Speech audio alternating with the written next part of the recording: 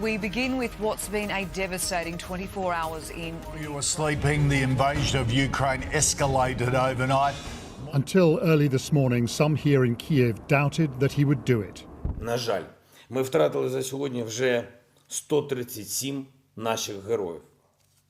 За наявною у нас інформацією, ворог позначив мене як ціль номер 1, мою родину як ціль номер 2. Вони хочуть знищити Україну політично, знищивши главу держави.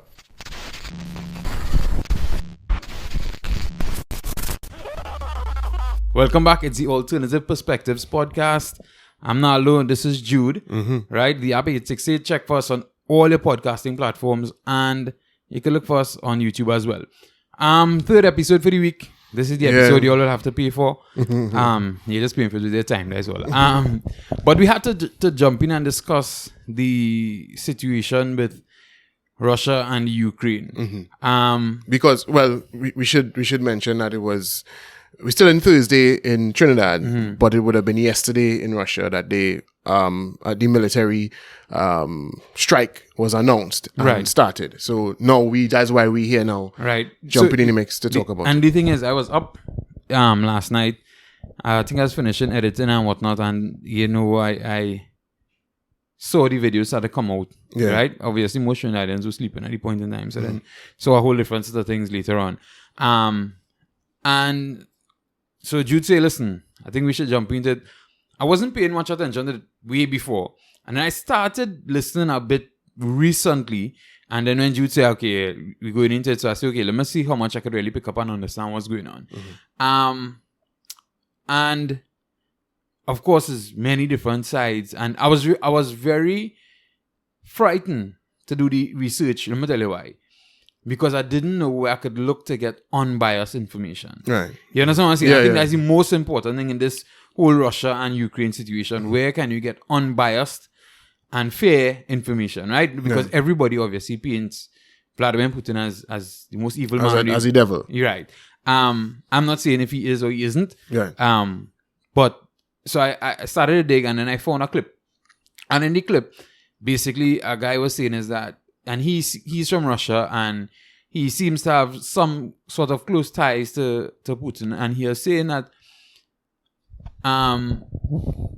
that Putin can't trust NATO and the US because apparently some years ago they went against some arrangement they had, or whatever the case may be, and something with some countries. And I really, it's a lot, and then all these countries, damn weird names. You know what I'm saying? So I was like, all right, so I was like, okay, so he have a different spin on it. You understand what I'm saying? But obviously he is kind of part of that camp, so obviously he's pro-Russian, so he will see their side.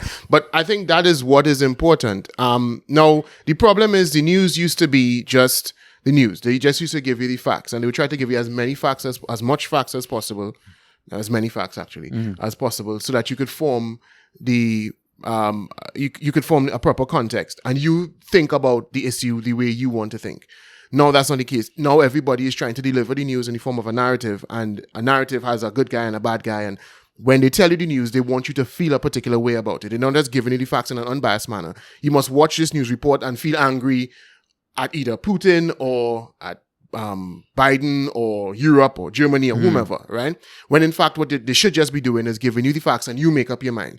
The problem with this particular issue is that this issue has so many facts that to try to get on and understand it now, if you were paying no attention to it before, is very, very difficult. So to get to understand the context of why, people might be taking the actions they're taking, Putin, Germany, the US, why they might be taking the actions that they're choosing to take at this point. To understand that, you have to know a lot. And that's why, even though it's been bubbling in the news for the past few weeks, we haven't talked about it here because it's something that could get real heavy, and I don't want to sound like I'm lecturing anybody in a way. So that's why I try to stay away from it. So one of the things I was real unclear about, was, remember Biden and them was speaking about the Russia and Ukraine thing, and that Russia could possibly attack Ukraine. Apparently, the Russian president, Putin? No, not the Russian, Ukrainian president, was saying, hey, stop talking about you're kind of frightening the people. Right. You're getting the people Yeah. uneasy. Right. Ease up with that talk. Right. In fact, they were implying that it was really the Americans that were drumming up the drama. Right. Like it was the American news that were like fascinated with the idea of a war, and they were their fascination and their constant. Well, they were implying it was propaganda. Mm-hmm. Was doing more harm to Ukraine than Putin himself was actually doing. So that was the suggestion. That Because the thing is, I was watching our next clip and all where a Ukrainian, what do you call him, influencer, he's like, hey, that will never happen. Right. Don't take no gas. Right, exactly. This will never happen. Exactly. Yeah. But guess what?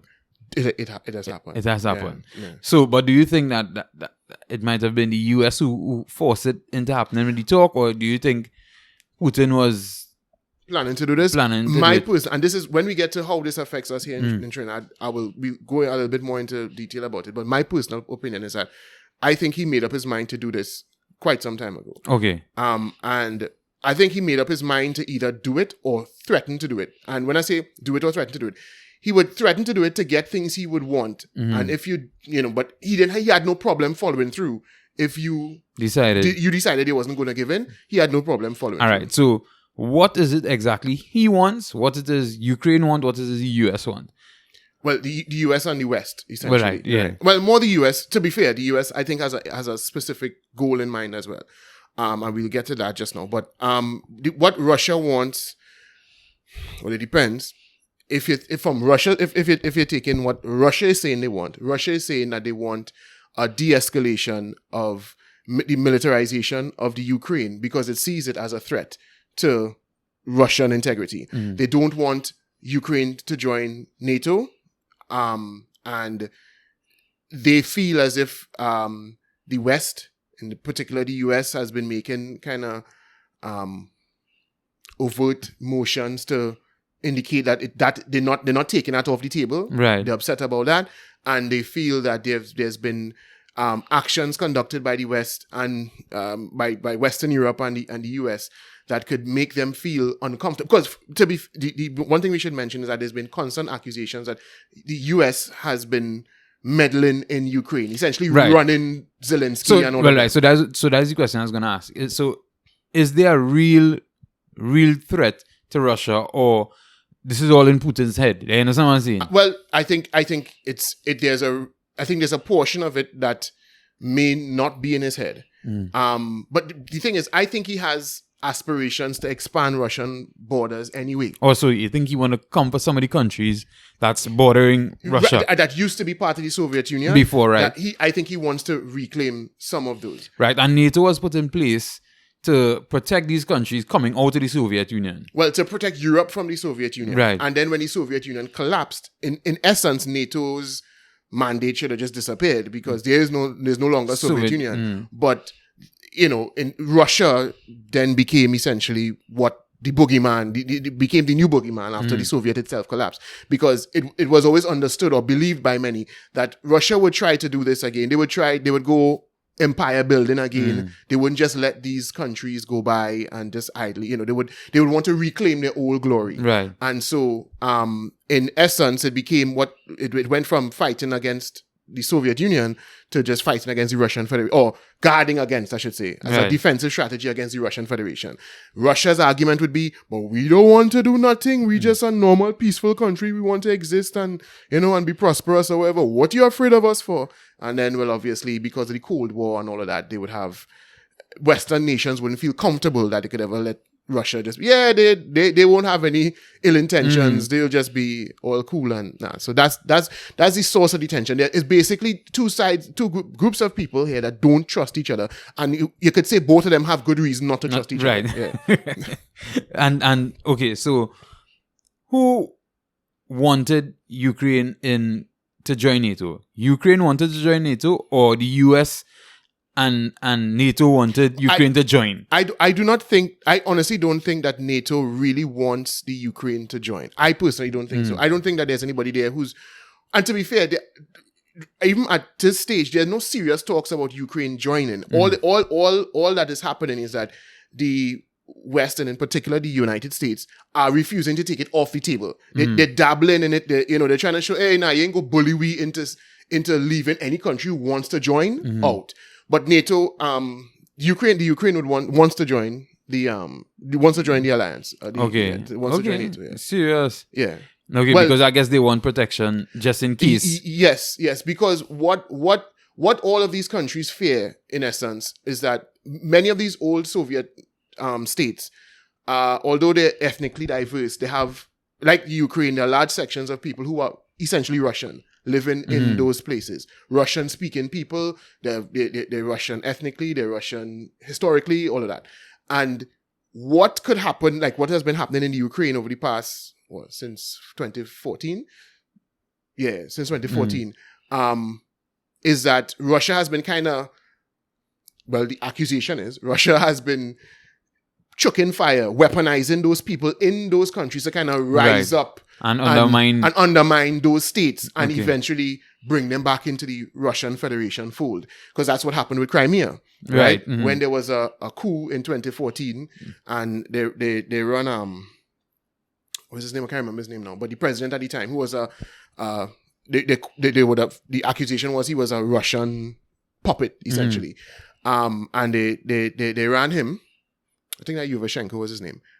They ran him, and they installed a new president. And then Crimea, which was a very pro-Russian part of the Ukraine, Russia just said, we coming back. Once they run my puppet, we making sure and bringing Crimea back into the fold. So they went, and they didn't have a big battle for it, but, because mostly people there wanted to be Russian anyway. Right, yeah. That's the understanding, at least. And so they went in and they took over that part and the annexation of Crimea. And they said, right, you all are now part of the Russian Federation. And there was the whole world kick up a fuss about that. Sanctions were leveled against Russia because, as far as they're concerned, you went and you interfered with the integrity of another nation. And then after that, other parts of the Ukraine where there are large Russian-speaking populations, they started to rebel. Donetsk and Luhansk, which are part of what is known as the Donbass province in eastern Ukraine. For the past, almost since the coup, they have been outside of the control of the Ukrainian government. The pro-Russian forces have been controlling that area, those areas, I should say. So what all those other countries are afraid is that Russia would meddle and eventually, piece by piece, take over their countries as well. So many of them are afraid, and that's why they want to join NATO. As I say, and this is a tip of all. And I am not no geopolitical professor or anything. I'm a nerd for these things. And I follow these things a lot. So there's a lot that even I have no idea about. Right. So it's real deep. No, the thing is, let's talk about the sanctions that we are hearing being placed on that the US is placing on Russia right now. Not just the US, Britain, lots of all over the world. Right, it's starting to, right. Yeah. Well, but Biden was the first one to come out and jump out and say, or well, I think is it that's just the ones that reach us because of the media? Today, I'm authorizing additional strong sanctions and new limitations on what can be exported to Russia. This is going to impose severe cost on the Russian economy, both immediately and over time. Well, I saw Boris Johnson today. In concert with our allies, we will agree a massive package of economic sanctions designed in time to hobble the Russian economy. I heard von der Leyen, the lady from the EU. Later today, we will present a package of massive and targeted sanctions to European leaders for approval. With this package, we will target strategic sectors of the Russian economy by blocking their access to technologies and markets that are key for Russia. We will weaken Russia's economic base and its capacity to modernize. And in addition, we will freeze Russian assets in the European Union and stop the access of Russian banks to European financial markets. What precipitated the invasion, right, was there are two pipelines that go from Russia to Germany, Nord Stream 1. Well, it was the first one was just called Nord Stream until they built another one. So now it's Nord Stream 1 and Nord Stream 2. Nord Stream 1 has been up and operating for quite some time. And apparently it helps to provide about 40% of the energy that Europe uses, right? Germany is heavily dependent on it in particular. There's not like a natural gas pipeline. Right, yeah. And there was a second one that was being built, and once that was turned on, Russia would be essentially in charge of, or not in charge of, but they'll be in control of the provision of about 80% of the energy that all of Europe needs. Right. That's a problem for the United States. A real problem for the United States. And I think a lot of this agitation, if you could say America is guilty of goading or baiting Russia into doing anything, I think they baited them into taking action that could then allow them to sanction that second stream, that second pipe. Because what they really don't want is for that pipe to turn on and now Russia is in charge. You know what I mean? Because once they are responsible for 80% of the energy you are able to generate in your country, they kind of dictate what's going on in any direction. And so what happened was once he announced that the Donbass region, Luhansk and Donetsk, that they're going to be recognized as independent, autonomous areas, and he's going to send, in his words, peacekeeping troops in there to protect them from Ukrainian aggression. Once they did that, the US had the authority now to tell Germany, nah, cut off that pipeline. No, it hasn't started yet. But when I say the pipeline is completed, but it hasn't started running gas yet. But obviously Russia was looking forward, and they would do all the economic planning based on the fact that they're going to be providing all that gas. And there was arguments whether they should let them finish it. There was sanctions. Trump put sanctions on the continuation of the pipeline. Biden came in and said, well, the pipeline already finished anyway, so it don't make no sense. We're not going to bother to sanction them anymore. But it made Germany essentially agree to the fact that if Russia does any act of aggression, you have to lock it off. And so now they lock it off. Or, as I say, they haven't turned on the gas yet, but they've sanctioned the pipeline, so the pipeline cannot operate. It's not going to operate. Now, Russia would have spent billions of dollars putting that down because it's a pipeline running through the Baltic Sea. You know what I mean? So it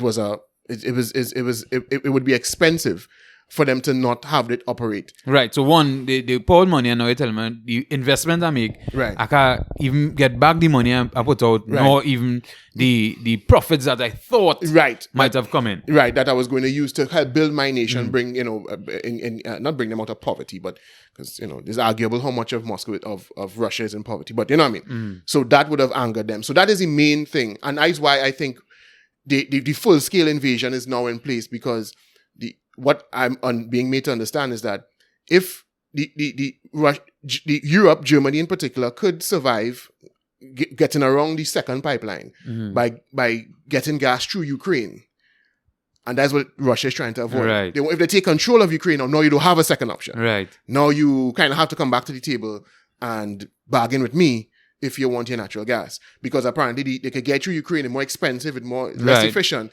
But they could use it as an alternative. Right. But so now he feels like, now I need to control all of Ukraine. Right. Because he might have just been interested in taking the eastern part, as a buffer zone. But now I think he needs to control at least the pipeline. Right. Yeah. However, whatever part of Ukraine he had to take over enough to secure the pipeline. Come like Kubla saying, you had to pass the highway here. Don't pass it there. Don't pass the highway there. Pass it here. Right? So, all right. So, how do you think that's going to impact us in Trinidad and Tobago? Well, like we realize Europe, there's Russia, there's Ukraine. Yeah. In my opinion, because my wife was asking me about it, and I said, "Girl, really and truly, I don't know. I can't see it." To me, I was saying, if the US get involved and the war end up stepping up with the US and China, if China happen to get involved too, then I can see, okay, things could start to fall here, because there's two places we import from heavily, right? But if they don't get involved virally, I can't see how it would impact us. Well, all right. Now, everybody's talking about the economic impact, right? Now, the reality is that if any sanctions, any disruption to the supply chain caused by either sanctions or the actual war itself, so like military action on factories in Russia or in Ukraine, because Ukraine exports a lot of wheat. I think they export a lot of potatoes. And remember, we were hearing about a global potato shortage just the other day that had fast food restaurants crying. And Russia is the largest producer of wheat in the world. Wheat is a commodity that affects the price of many different products. And this is at a point in time when inflation is already going crazy. Food prices are already making people feel a kind of way, right? So the effect it could have on those commodities in particular, that's one thing. And the second thing would be that oil prices will now be driven up because sanctions placed on Russia means they can't export and sell as much of the oil and gas and so on. And people saying that could be a benefit for us because we can now step in and help to, our supply will now be more valuable. So that's revenue. But what also happens is that global prices of everything goes up because everything takes fuel to be shipped wherever it has to go. America is feeling the pinch now because the gas prices have already begun to rise. They were rising before and now they're rising even more steeply. So that is one thing. That the economics could be real. But I feel like that is the least of our concerns. One, I'm not saying it's not important, but one, because we kind of feel an economic pinch anyway. And I think even if this didn't happen, people expected the next couple of years especially to be hard. Okay. You know, they were already signed with, even before, you know, Russia started to send troops anywhere in November last year. People were already expecting, boy, food prices, problems, supply chains, issues. Time's hard. And it will get hard. You and I kept talking about that, right? Yeah. So I don't know how much that additional strain on the economy going to make people bawl. But what I think is problematic, and this is what I think we are overlooking, is the change this could have on just how the world operates. First of all, this is potential for a world war with nuclear powers, right? Because you're mentioning, you know, China and Russia getting involved.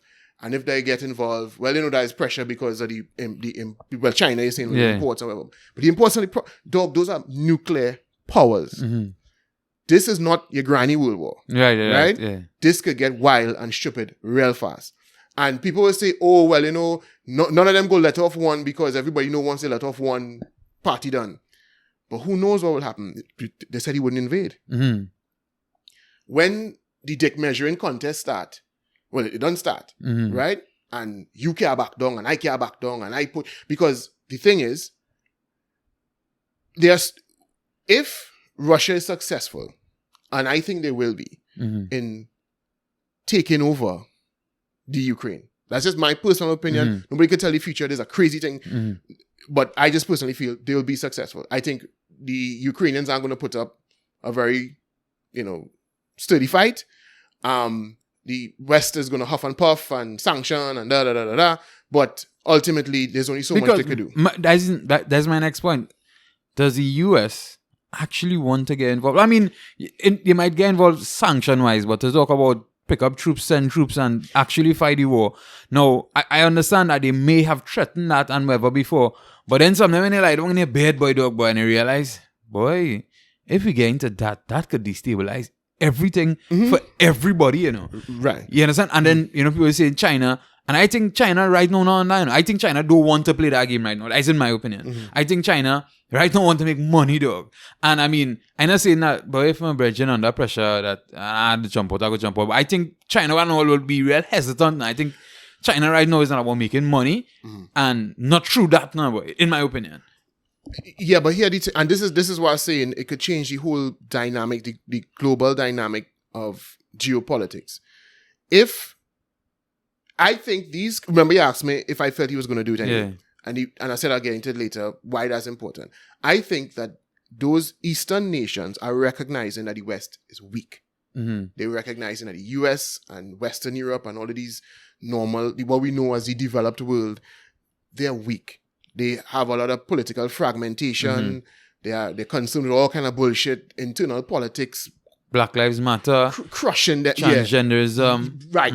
All them things, the parliaments can't function, the houses of Congress can't function because there's political deadlock and people, they aren't even proud of themselves anymore. They have people living in those countries that hate the countries. Right. You know what I mean? As opposed to many years ago when they was fighting out a United States that was proud of being the US, and yes, they were imperialists, but they didn't care. They were bold about their values. Now, you know, I heard somebody talking the other day and they were saying, you know, Vladimir Putin could stand up in front of a crowd of Russians and give a speech essentially praising Mother Russia and advancing the cause of Russia and Russia and Russia first, and we will prove to the world that we are world power, and he will get loud cheers.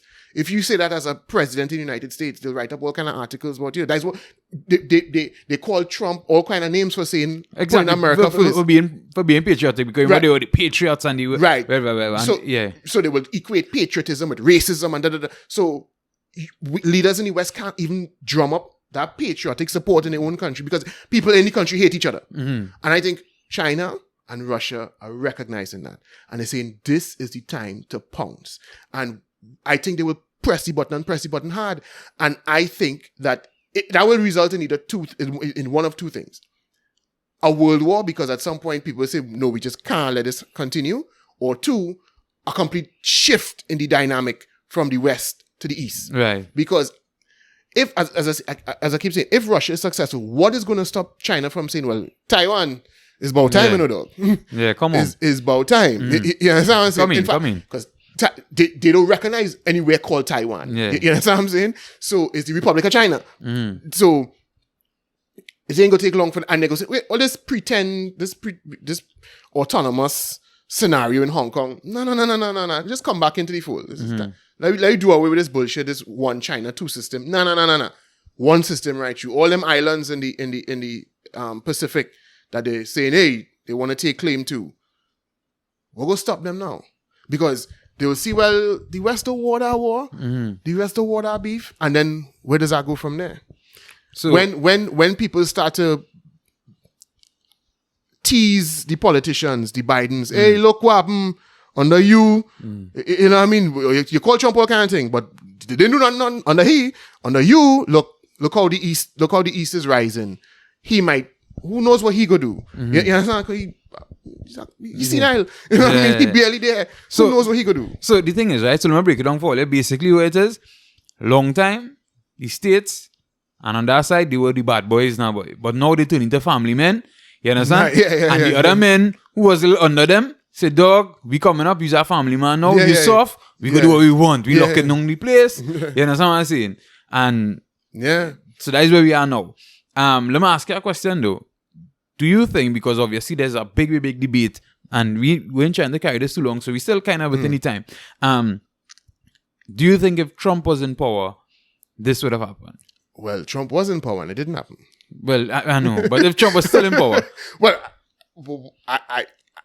I think what changed is that he's not in power. Right. I think that's what, and I think when they saw what happened in Afghanistan and they saw that, you know, like, they're watching it. Yeah, they fumbled it. It's like, what is going on? This, what kind of kicksy world power is this? And I think that's why they made, as I say, they recognize that this is a point in time where they smell any blood and they want to press that button. I don't think it would have happened if Trump was there. And this is not to, I don't know, praising Trump or whatever, but I just think, well, Trump was realistic when he was there. He was like, hey, I pushing America's agenda and I am a kind of wild, loose cannon. So you play mad, I could play mad too. Yeah. And I think that would have given them reason. Not to say that they would have tried tactics. And they would have done all sorts of things because it's a game. I mean, Vladimir Putin used to run the KGB, so he know the game now, boy. And I think I think it might even be fun for he to engage in them games. But I think when they really thought, well, we could really press the button, is when they saw who's in charge now. But Biden look like a Sophie. It look like a pussy. They look. That's what Putin said. Oh God, a pussy over there, sir. And you know what also happened is that under Trump, remember the energy policies have changed since Biden came into power. And that's the other thing. That's another reason why the West is weak. Because of all of this switch to green energy, it's led to, or the attempts to switch to green energy, right? The cutting off of the pipeline that Biden came and said he not going through that again. The Keystone pipeline. The Keystone, and the shift in the energy, they are focusing on switching over to green energy. That has already begun to bite on the terms of, before this crisis, it had already begun to have its effect on gas prices. Now, in their mind, their argument would be, we will go through a little teething period, but over time we will. Right, yeah. But what has happened now has really turned up the ante a million. Can he afford to do that? Will the people of America continue to, hey, these sanctions you put on this man, I had to pay, what, $160 to fill my tank. US. I'm not going through that, brother, man. I don't care about Ukrainians so much. So will he have the support of the people? All right. And which leads me to our next conversation as you talk more gas. And this is, I think, where Trinidad had to look at it because, remember, Coleman Burt has been saying a while now that they want to go to the international gas prices model where you pay wherever the gas prices at the day. If we go to that model, that means we could end up paying $700-800 for a tank of gas. They would. In theory, you would think that they would have increased revenue, so they could introduce a subsidy. Right. They could reintroduce the but subsidy. As they say, they would have to. But that's in theory. Well, yeah. But the thing is, and that's if they care to. If you understand what I'm saying. Well, I think the kind of pandemonium that will take place at that point, they'll have to. Once they have the money to spend, because as I said, in theory, you should be getting increased revenue now that these prices are up high. So you should be in a position now to cushion the blow. Right. Or put back some degree of subsidy. Yeah. So we'll see. I mean, that's something to look at because hopefully it doesn't go that way. But then he could also say, well, being on park, the amount of subsidies we had in the past. Right. So they could still possibly see the cost of fuel raising. Significantly. And if obviously there's a full-fledged war going on, and you say wheat coming out of Russia is if that's affected by the conflict. There's bread. There's almost everything. There's so many. Wheat is in so many of the processed foods we eat. All of the many things you see on the shelf, and then also remember the oil prices going up will benefit us in revenue, but it means the price of everything will go up. So then we will see massive inflation. Yes, and things can get very, very, very wild very quickly. Yeah. Yeah, so you feel we cover most of it there? No. All right. But we had to stop because this could go on for hours and hours. Right. But have anything else that you think we need to... No. As I say, my thing was, I hear people talking about the economy and the economic effects, and I'm not saying that's not important, bro, but I just feel like people not focusing on how this could really change the world and the whole dynamic of how we operate. And if it does lead to a world war, because just now, one last thing you mentioned just now that they were saying that, that they just talking sanctions. But I watched on the news just before I came here that, I can't remember who was reporting it. Some station in the States was reporting that Biden is actually being briefed on options to attack the infrastructure of Russia. Not to send troops, but to do things like cyber attacks on, the power grids and wherever. That is not going to go down well. Yeah. With that to them is just as if you bring the troops on the ground and have troops on the ground shooting at Russian soldiers. And if they brief any president of that, if they're telling them, well, these are some of the options on the table, because Russia to some extent they've insulated themselves against the sanctions. They kind of know what people would come with. So after a while, they kind of like, well, sanction, schmanction, me and care. But if they do things like cut them out of the SWIFT payment system, that's essentially saying, hey, Russia don't exist in the international monetary world anymore. If they go that far, then that's nothing stopping them from saying, well, here not China. Let me just do away with them. Let me form my own vibes. And then if China says, okay, all right, America going down that road, all right, well, we will help support Russia. And you know what you go do? We taking over Taiwan, and once we take over Taiwan, the supply of all these microchips and all these things that US companies, tech companies depend on, we would lock it off. That's out. So it could get real wild, way. And I think people not seeing how far it could go. And the problem is, before it was just talk. Once it start, you can't predict nothing again because people volatile. You understand? People volatile. Putin could just say, "Boy, listen." I'm not taking no form of ballot at all. So if I let one loose, I let one loose. And once I let one loose, that is. I think out of all the leaders, if you want to call him, I don't know if you could call him a world leader. I mean, he is. Who, Putin? Yeah. Well, he is a leader of a country. A major country too. Yeah. But I think out of all of them, I think he might be the jealous, I think he is the one that is not to be played with. Yeah. Because I think he's calculated and very... As I say, he come up as a spy, so he know the game, he know manipulation, he know how to deal with situations, he know game theory, he knows all these kinds of things. That's why people say, well, obviously that will stop him from letting off the nukes because at the end of the day, nobody wants to see their country just obliterated now. Because half the world population can get obliterated if the two of them start that shit. You know what I mean? Because the cloud and the ash of cloud in the sky alone, who knows how long that will last, and the whole northern hemisphere might starve to death. Who knows? Right. But that's crazy if that happens. But if you push him so far that he feels, he seemed like, he could say, well, hey, everybody going down here, all of we go there, Yeah. He seemed a little wild. Let the planet get a rest and let's start back about 50 years from now, or let's start to replenish the earth when the ash settle or whatever. It seemed like, so before we wrap it up, Trinidad and Tobago, so I think it's Amy Brown. Mm-hmm. You think we should have had any say in what's going on, or you think we were just doing that because that's the political thing to do? Have a position on? Yeah, I didn't actually hear what he said. Well, I had he basically condemned what Russia was doing. Right. Do you think we should have just have nothing to say when it comes to that, or you think that is okay to? No, because to be fair, it is Russia taking a decision to invade a country. They would say that they're trying to protect the Russian people because that's what Putin said in his speech. That Russian people are being killed in large numbers. I think was how he phrased it in Ukraine. I don't know if that's true. I doubt very much that's true. Yeah, what I mean? But so he's laying a pretext. But I think from all perspectives, you could easily tell that he's the aggressor. No, but here's my thing. Which I mean, if you're leading a country, Amy Wrong is not leading this country, but if you're on that level, he's a minister. For those who don't know, he's a minister of Foreign Affairs. Yeah. Now the thing is, here's my fear: if we happen to go through any degree of world war or whatever the case may be, and they end up leading, them thing. Listen, people, this game going on a long time. Everybody know you had to say something, you had to put something. You feel they don't know that we would have closer ties to the US but then again, if China gets involved, who knows which way you had to swing. That would be a problem. Rowley kind of put on the US ties already and kind of say... No, he hasn't put on the US ties. Well, he fully put it on, but he can't... When I say put it on, I don't mean rest it on. I'm talking about the kind of... decrease its value. He's been kind of, and well, some people might say antagonistic or whatever. He would say he's just calling it as he sees it. Right. But let me be real.